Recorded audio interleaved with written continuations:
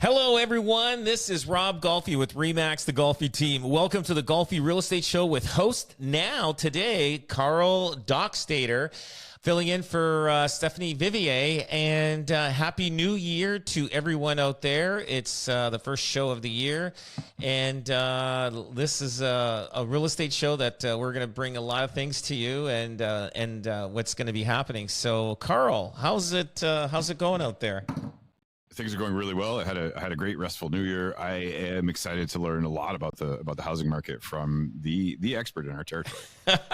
So anyway, a lot of things people want to know is predictions and what my thoughts are and everything else like that. And it's been a crazy 2.5 years since I'd say probably I'd say May, June of 2022 till this point. The market has been like, there's so many changes that happened.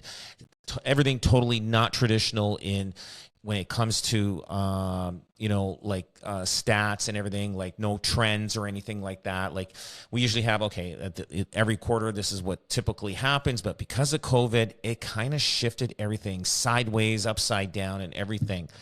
And looking at the sales for the month of December, the numbers look like they're pretty well in line with what happened last year. Nothing great. And last year, when we say last year, I should say 2023 versus 2024, they were probably in line. Now, sales have been not as strong as we normally like them to be just because of interest rates. And things have changed now. The interest rates are sliding back down again, which are going to probably help the 2025 year. And they need to do that. The government needs to do that because nothing's happening. Nothing's being built. And so I truly feel that the market's going to be doing well, but not in a point where housing prices are going to go up 50,000, 100,000. And that's what people are misreading and hearing is like the Scotiabank just put out a press release saying, how they feel what the market's going to be. And they're saying, oh yeah, housing's going to be up 6 to 8% in 2025. I don't know. I think the market will be good, but it's hard to gauge, if the market will be up 6 or 8%. And I just had a guy I was talking to, and we have his house for sale. It's overpriced right now. It's in Fort Erie. And I said to him, I go, listen, your house is not 6 to 8% more than what it is now that's not selling. I said, we have to get your house priced accordingly to what the market will do, because we had no showings on it. He wanted to try that price, and nothing's happening with it. But what we have experienced was a lot of people holding on to their houses, not moving, because the cost of moving, and it is expensive. And I still think we'll see a little bit of that, but I do feel that more people will come into the marketplace. Now, a lot of people say they want to wait, a lot of first-time buyers, and, wait to save up more money. I think, it's hard to gauge where the market's going to go. I don't want to say, yeah, buy now, and the market's going to keep going up. And then if it doesn't, and maybe it slides a little bit down, and then you feel bad for the person because they say, oh, I should have waited. It's hard to tell. Nobody knows. But the one thing I do know, house prices do double every 10 years. And that's happened since 1960 to 2024. Now, the only one decade that house prices didn't double, it was the 90s. And from 1990 to 1999, it was flat that whole 9-10 years. And it's just because we did have a major spike in 1988, 89, and in the beginning, the first couple of months of 1990, then things fell apart just like it did in 2022. Now, will we see a flat line? We have seen the market go flat for the last 2.5 years. But will it be as long as 9-10 years? I don't think so. I do feel that we're in a faster, rapid market than we were in the 90s. And so I do feel timing is good for buyers to come into the market looking for a house. Even right now, in certain areas in Southern Ontario, there are some good opportunities that you can actually buy, especially the higher end markets. There's good opportunities there to really negotiate and get a good deal. and then you can almost flip the house in 3 months to a certain level. But there are opportunities out there, and but yeah, I do feel the trend is going to pick up, but I don't know how much it's going to pick up in pricing and things like that. But I do know more transactions will happen. That's really helpful information. You've got a story here that I think is really interesting for our listeners. Well, you know what it is. I'll tell you. This is actually the lack of a realtor. So I'm over the holiday season. I was talking to this friend, and they said that they were looking at buying a car. Okay, and this is how tough sales are for real estate. This is no different than car salespeople. So this lady was ready to go in on Friday. This is a couple of Fridays ago that she said she was going to go in to sign papers to buy this car that she looked at and test drove and everything. Right? She goes, okay, I'm going to come in on Friday. And this guy, the sales guy goes, oh, I'm off on Friday. Can we do it the following week? Like Monday or something like that. And she goes, okay. So anyway, she goes back online looking for, different cars, see if any new cars came up online, and there was one. And so she calls that person, yeah, come on down, take a look at it, boom, boom. She buys that car.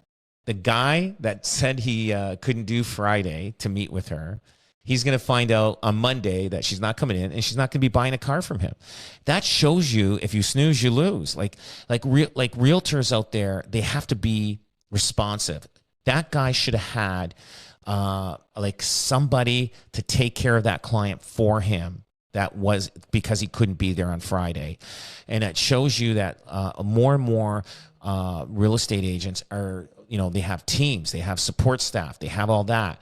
I just wanted to show that when you're hiring a realtor or you're hiring a salesperson, even hiring a salesperson for selling a car, hey, you should have a buddy system. Like salespeople should have a buddy system. Listen, if I can't be there, I need you to be there. Of course you can't be there all the time. So the thing is, you got to find a realtor that has a buddy system, a team, people that can be supportive, that they're always there for you. Basically we always say 24/7, but it's 16 hours a day. They're there for you regardless. So that's the key factor. And I just wanted it was a great story. And I just said, yeah, that's so relatable even to the real estate sales. If your realtor can't be there for you, and if they don't have somebody that can help you to see something or write something up, because you're going to lose that. Either you're going to lose the house that you want, or you're going to change minds and use a different salesperson. So I thought it was a great story. And I'm sure people feel that way. If nobody's willing to help me, I'm going to go elsewhere. And I get it. No, that makes sense. That for sure. I mean, that's the kind of market that we're in, and I mean, you're out there, right? Oh, for sure. But it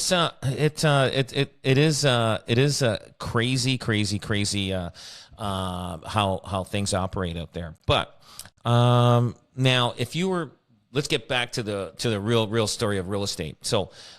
Would I be looking at buying houses in the 2025? Yes, absolutely. But what's happened is, we know there's been a fall in sales. We've been talking about that, but like I said, I think timing wise is good. We're flatlined. Will it go up? It's hard to tell. I do feel that if you are looking to save more money, let's say like this one young couple, they want to wait till they save $100,000 to buy a house. They probably can buy it with $50,000. And they should just do it and get in there. You can buy $1 million house with $50,000 down. I mean, there's land transfer tax and everything else on top of that, but you can do that. You don't have to wait for $100,000 because and that difference can make, if you wait another year, who knows if the market does go up. Scotiabank, they predicted 6 to 8%. Who knows what next year may bring. If it's up 8 to 10%, now if you look at a $1 million house, that means it's worth $80,000 more. Well, you would have made that $80,000 on your equity. Your net worth if you did buy now and if it did go up towards the end of the year or into next year. So I get it. You want to put more money down on the house, but don't let time escape you and inflation beats you on buying a house. Get in there right away. And I did. I've overpaid for houses, and guess what? Time went by. Now it surpasses what I've put into it. I've had one house that I bought, and I've put just as much money into that house what I paid for it, and it didn't take very long for the value to catch up to it, to see what it is, because I over-improved the house. Now, you over-improve it for yourself. You don't over-improve it to flip. So you don't have to worry about that. And I think you're fine in buying something, and it depends on the market. If it goes up a little bit or down a little bit, you are in good shape because you own a nice hard asset that you can touch and feel and everything else like that. That's really good to know. I'm curious about some real estate trends and predictions that you might have, Rob. Yeah, I think. I think the year is going to be fantastic. It's going to be incredible. We're all hoping for that, especially with the realtors. I think the government is predicting that it's going to be busy. Like it's amazing how the economy will go when people purchase a house. Like when a transaction happens, it's not just the realtors. What happens is somebody buys a house. What they do when they move into this house, okay, they got movers to help them move in. They end up painting the house. They paint it themselves. They buy curtains. They buy blinds. They do the landscaping. It's amazing how the economic impact on one purchase will do when somebody buys a house, and because they do it. I remember when I first bought my house when I was young. I went to the paint store, got paint, started doing this, cleaning it up, and doing renovations. You try to do it yourself if you don't have the extra money. And then you're buying, you're going to the lumber yard and or the Home Depot or whatever, Rona, and just buying all the stuff that you need to improve the house that you want. Pride of ownership. And you'd be amazed, and if you calculated everything, what it does to the economy. And so every house purchased, it does boost the economy. Now, the only people that have been moving right now are the people that have to move. We saw a lot of people that wanted to upsize, downsize, where they thought about upsizing or downsizing their house. They just held on to it. They just said, you know what, the cost for moving, with penalties and everything on their mortgage and all that kind of stuff, it added up, and it just wasn't worth it. And the same thing is with people wanting to put a pool in their house, right?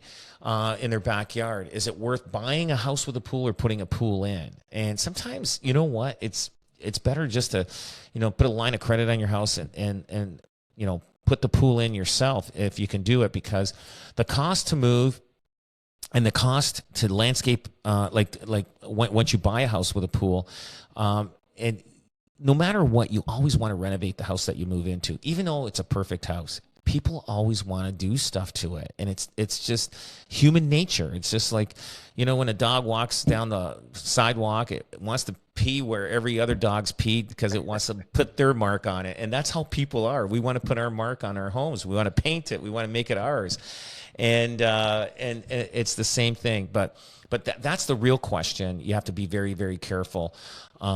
You got to put the reasons why you want to move, because you don't want to end up moving and then realizing after, that wasn't really a good idea, and it cost me X amount of dollars to move, and now you're kind of stuck there because you don't want to end up doing another move in the short term, and it's going to cost you a lot of money. So so be very careful, but the opportunities are out there. The market is still decent, and I know it's expensive, but that's just the way our economy is. That's the way our country is, and there's nothing we can do about that. All right, excellent. Appreciate your perspective, Rob Golfi. I'm talking to Rob Golfi and the Golfi Real Estate Show. Thanks for spending a little bit of time with us. We're gonna hit a pause, and then when we come back, we've got a really cool story. I think this is really important for our listeners to check out. But you'll just have to hang out for a couple seconds while we hear from our sponsors. We'll be right back. Hey everybody, we're doing the Golfi Real Estate Show right now. I'm your host Carl Dockstader. I'm talking to realtor and expert Rob Golfi with the REMAX Golfi Team. How are you doing today, Rob? Great. I got a great story here that came up in the newspaper. I'm going to read what happened. I'm going to give my input on this. There was an Oakville home buyer where they were 9 minutes late with a payment. It cost them $113,000, and then they went to court.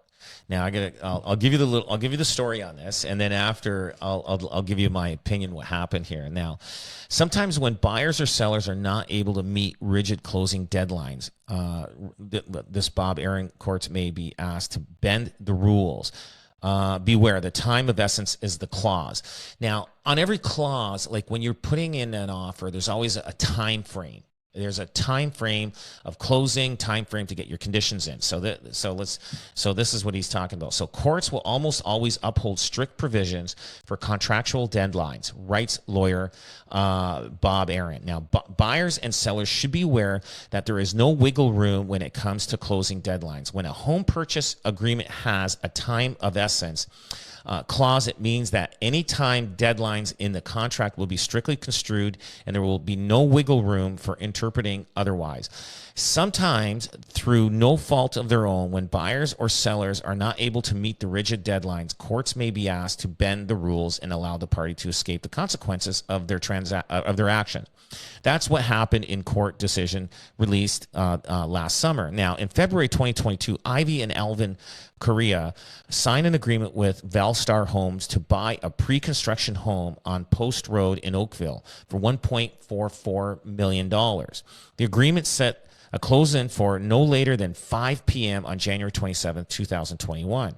Now, unless extended by the builder or by the agreement between the parties, the builder later extended the closing date to April 20th, 2021. So he did extend it for 4 months on the first time.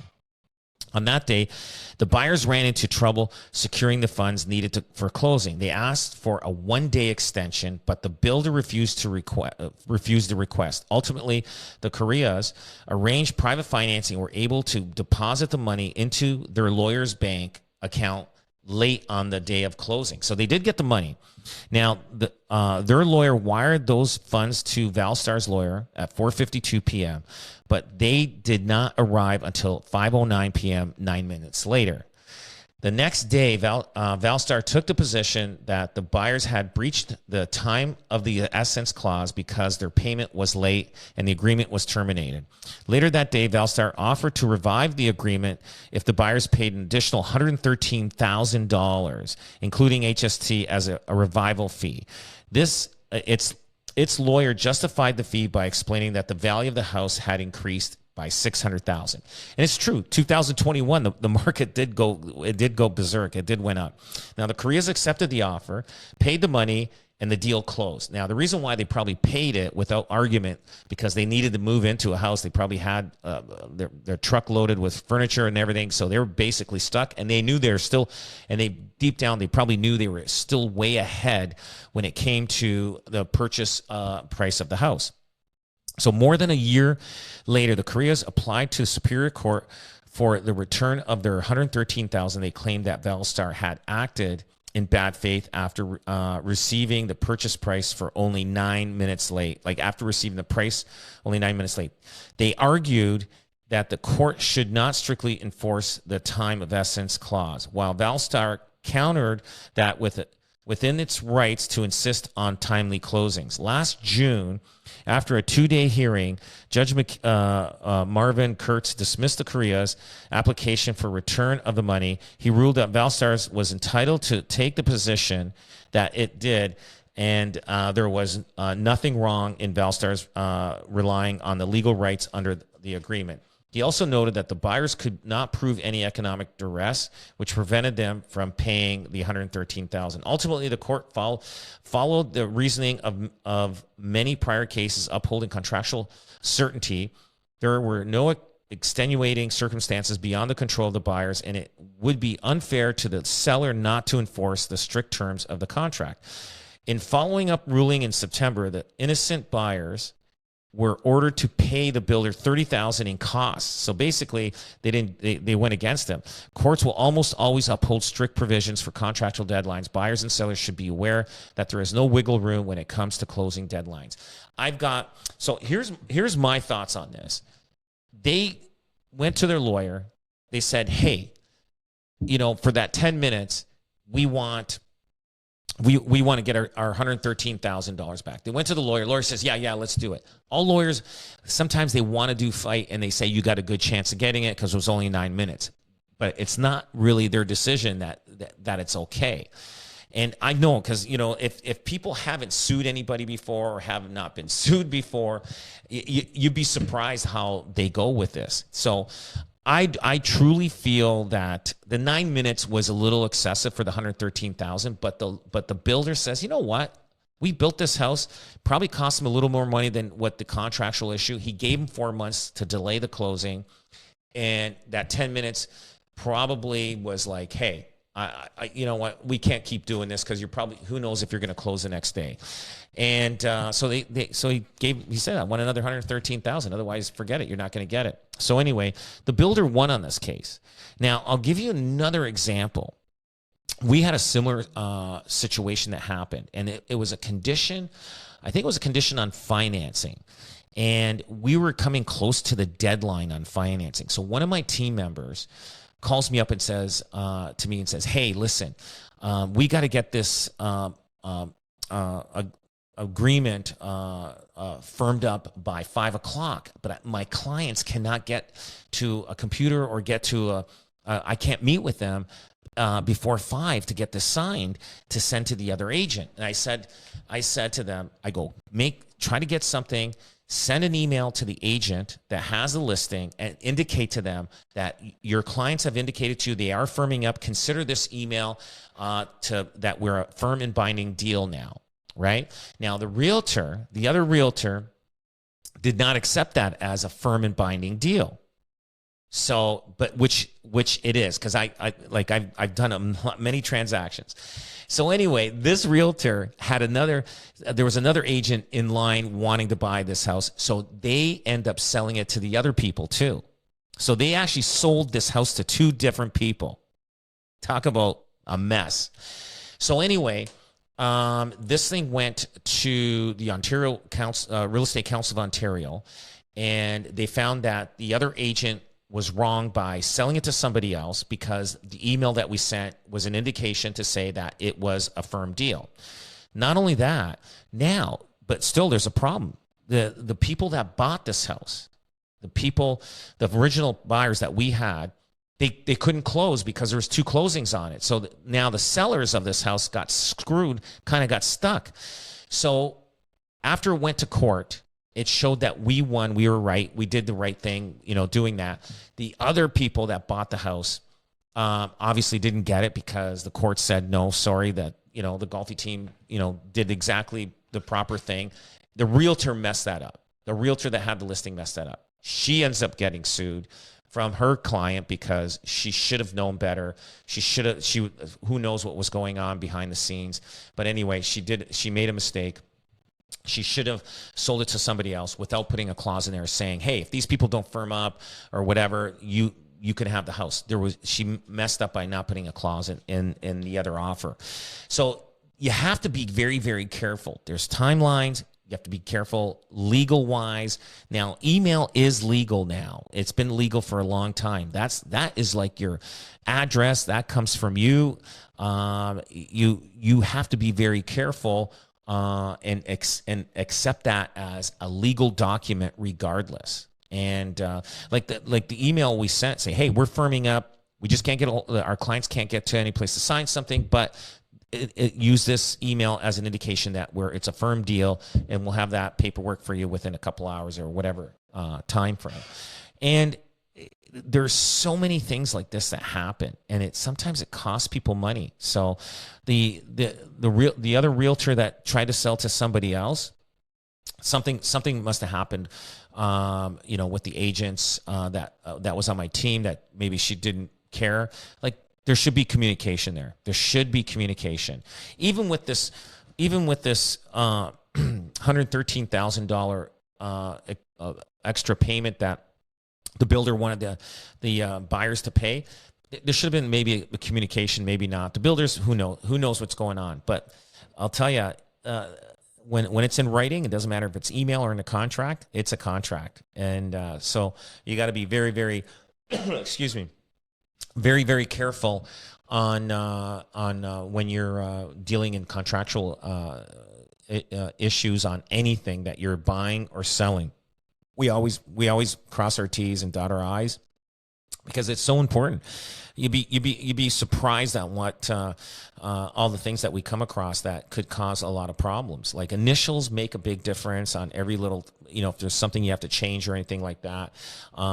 If you don't have the right realtor doing the right thing for you, it could cost you a lot of money. But the other things, lawyers like to litigate, and you got to be careful when you go to a lawyer. And he says, yeah, we can sue. And then all of a sudden you're paying for that lawyer. Plus you got to pay for the costs of the other lawyer. Cause if you lose, so you got to be very, very careful that you've got a good, strong case. And sometimes it's worth seeing two lawyers to see what they say. But if they're two litigation lawyers, that's what they love to do. So you got to be very, very careful on that. So this Oakville buyer, I mean, they still did well, even though they had to pay another $113,000 more. And I'm sure they're still living in that house, and it's probably worth over $2 million today. So I'm sure they're okay, but it did cost them money, though. I'll tell you that. Yeah, I'm so curious when, particularly with the second story, where your team crossed their T's, dotted their I's, benefited from the knowledge of your collective team. It takes time to go to court, and so I guess you can prevent that step by understanding the process earlier. Oh, absolutely. I've sued, I've taken people to court, and it's not cheap. Like it's like the lawyers, they just keep asking, we need another retainer. We need another retainer. And then you start wondering, like, was this worth it? Like it just, unless you got a solid case, it's not worth going to court. Like it's like, I don't know. Like, I think when those guys went to, try to sue the builder for that $113,000, I don't know. I mean, it does look like they have a chance. Like, why would 10 minutes, why hurt somebody for 10 minutes for an additional $113,000? But I think if they didn't extend the 4 months, I think they would have, I think they probably would have had a good chance of winning that. But because they already gave them 4 months the first time, and then on the day of closing, they just were late in getting their money. The judge said, "Hey, too bad. There's reason. This is why we have timelines on our contracts. You had to have it by a certain time, and it cost them $113,000 more." We're coming up on another pause here, but we got about a minute before the break, and I guess like the one takeaway from these stories is like, yeah, it seems like 9 minutes, but there are a lot of steps. There's a lot of process, and those rules are there for a reason. Yeah. Oh, absolutely. Absolutely. And you got to follow them. Like with my team, when they call me and I'm always answering the phone, cause I know they're in the middle of a deal and they need to know, and it's like, I'm experienced when it comes to any situation that's out there.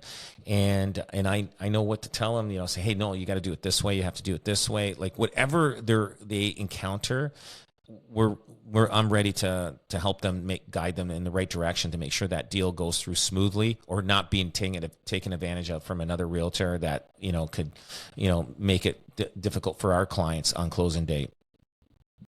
So important. Such good things to keep in mind. All right, we are coming up on another break here. I'm excited. There's a lot of great information here that we're learning from Rob Golfi. You're listening to the Golfi Real Estate Show right here on 610 CKTB. I'm your host, Carl Dockstader. Let's hear from our sponsors, and then we'll be right back with more program.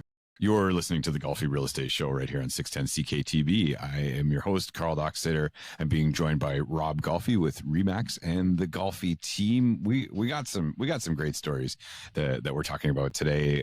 Rob Golfi, I really appreciate your expertise in the market. There's something going on out there that I think our listeners should be aware of. Oh yeah, there's a report that an increase in renter clients amid the rise of rental scams.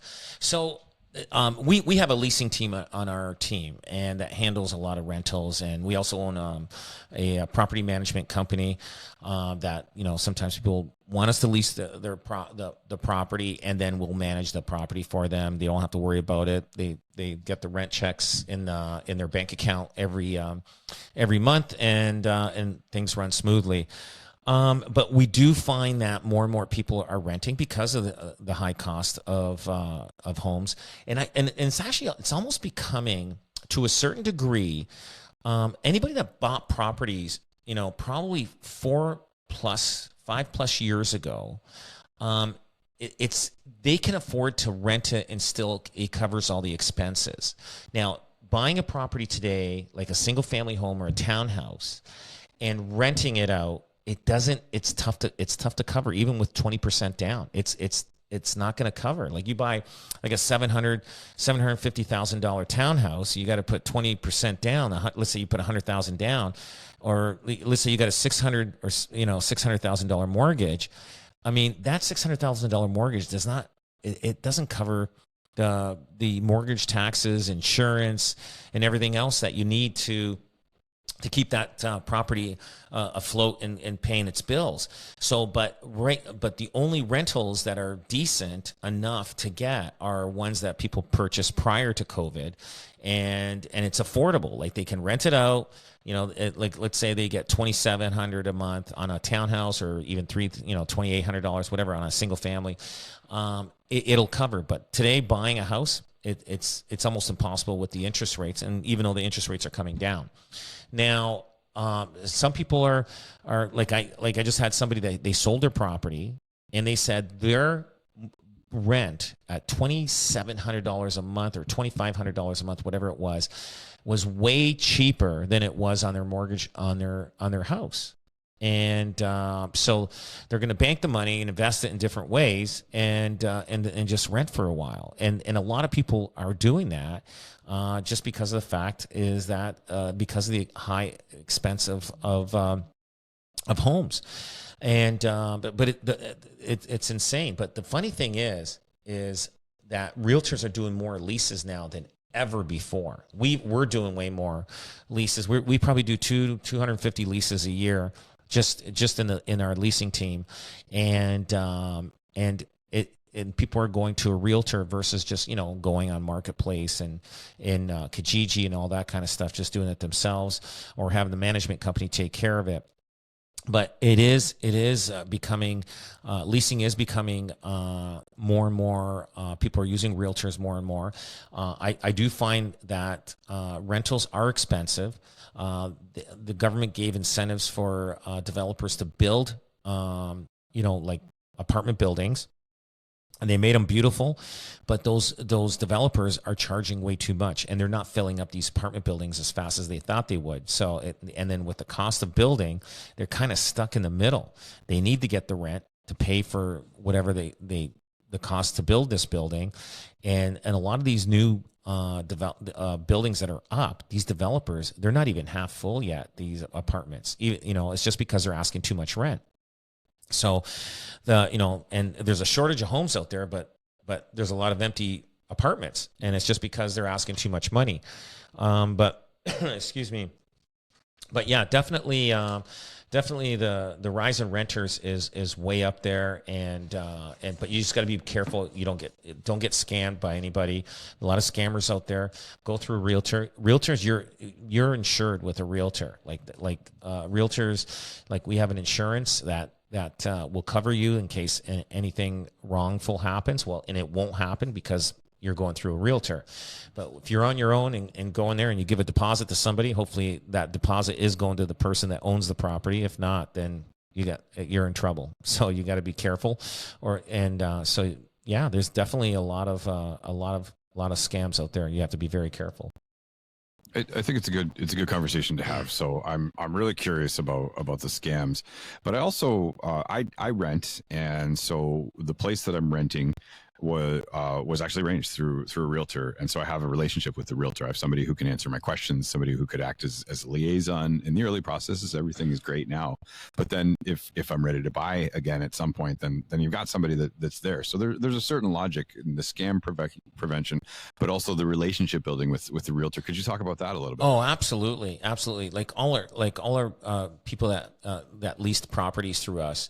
We have a relationship with the landlords, but we also have a relationship with the tenants that are renting, and sometimes they'll call us and say, "Hey, listen, how's the market?" You know, because we know that they're going to be ready to buy soon, and so we do a pre-approval on them to see what they can do and stuff like that. And sometimes they may have to wait a little longer to save a little more money because they don't qualify just quite yet.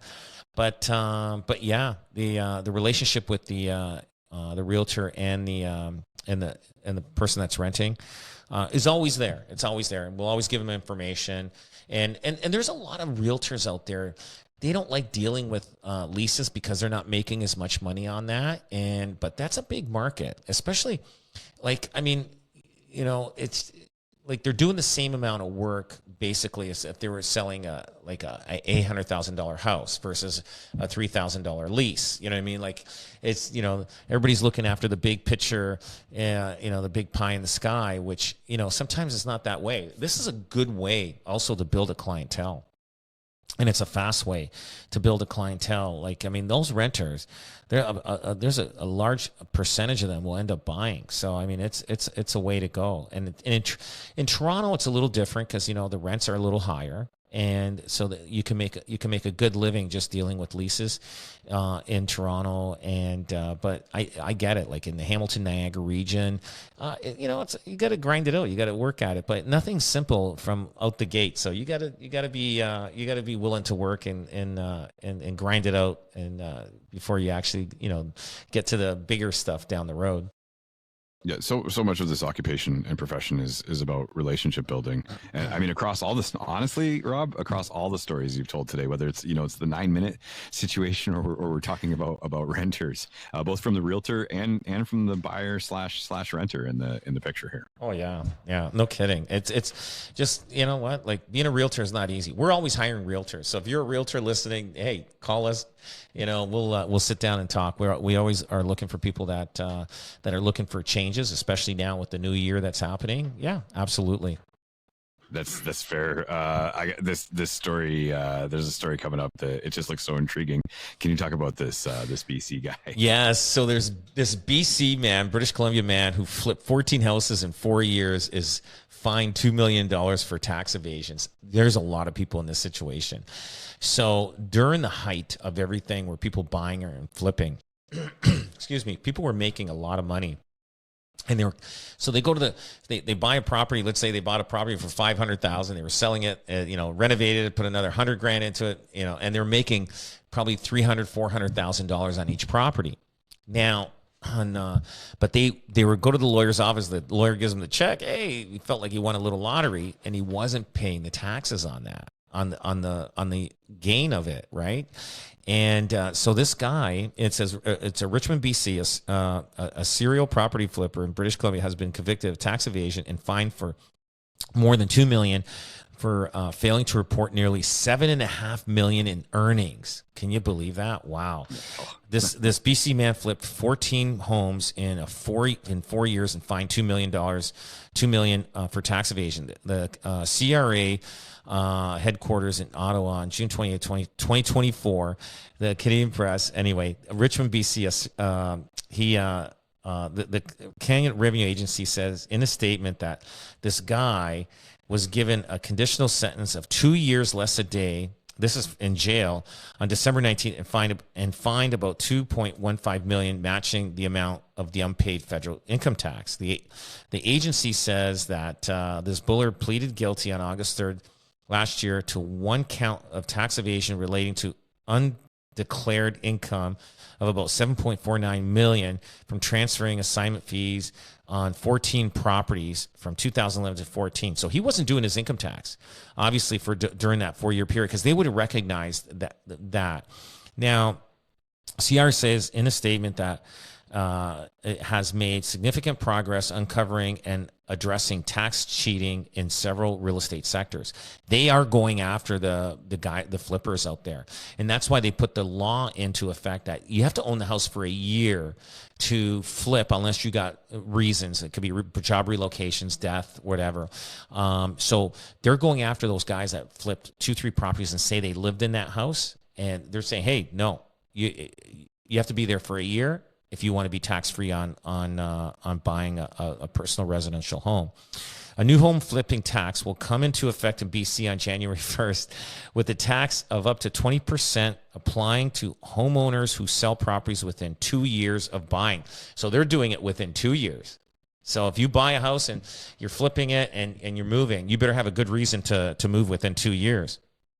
A statement from the Ministry of Finance says it's estimated about 4,000 properties will be subject to the tax in 2025, and all revenue collected from the tax will go towards housing programs. BC Finance Minister Brenda Bailey says the statement that measures like the home flipping tax aim to ensure that there are more affordable homes for buyers and renters and discourage speculative investors from buying houses to a quick profit. The BC Real Estate Association has criticized the tax, saying there is significant risk it will cause sellers to delay listing their homes, lowering resale housing supply and tightening the market.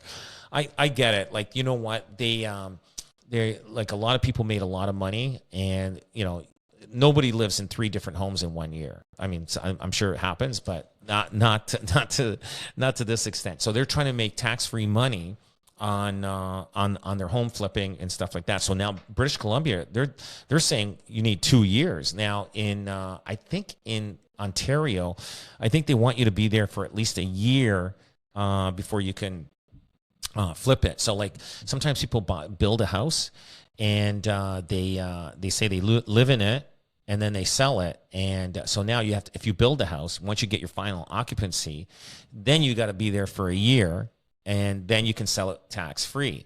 So we have to be anybody that's going to be in that business. They got to be, just pay the taxes, and that's it. Now in the U.S., I think they do pay taxes on that. But the one thing in the U.S. though, if you sign a mortgage with 2 or 3%, like we had a few years ago, and it's a 25-year or 30-year amortization, your interest rate is like that the whole time, the whole 25 years. And it's not like ours. We have renewals every 5 years and whatever the market is. So the U.S. is pretty good when the interest rates are really, really good. And a lot of times that hurts the market because nobody moves. Nobody wants to move because, hey, I got a good mortgage here. I'm not moving. It's only 2%. If you're paying 2% for the next 20 years, you're laughing. Such a good perspective, and I think these types of laws are about finding the balance between, I mean, houses and the housing market. It has turned into a bit of commodification, but the fact is, people need some place to live, so there's a responsibility to balance those things, I think. Yeah, absolutely.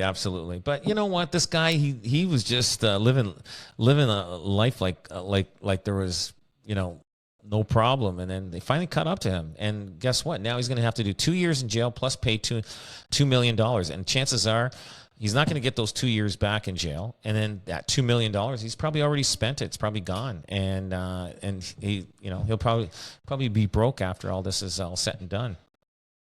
Well, and there's another situation again where if he would have maybe just found a reputable realtor to work with in the beginning, it probably could have solved a lot of problems. That's it. But otherwise, yeah, these are some of the stories, and there'll be way more to come in future shows that you guys will hear. Rob Golfi, I think I've learned more in this last hour on real estate than I've learned in the last 12 months, other than, of course, listening to some of your shows. I really, really appreciate your time. I appreciate it. Thank you, and Happy New Year, everyone. Happy New Year's. All right. You are checking out the Rob Golfi show here. What a delight. What a great program we had for you. And great news. You can check out another new edition of the show next week. Thanks for listening here on 610 CKTB.